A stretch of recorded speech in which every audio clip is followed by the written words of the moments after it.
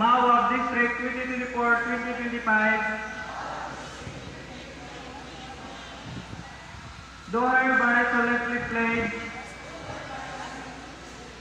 our gratitude, respect, and loyalty to our alma mater, to our beloved parents and teachers, to our native land, and above all, to our Almighty God. To our alma mater, we promise to uphold resplendent honor, her beautiful customs and traditions,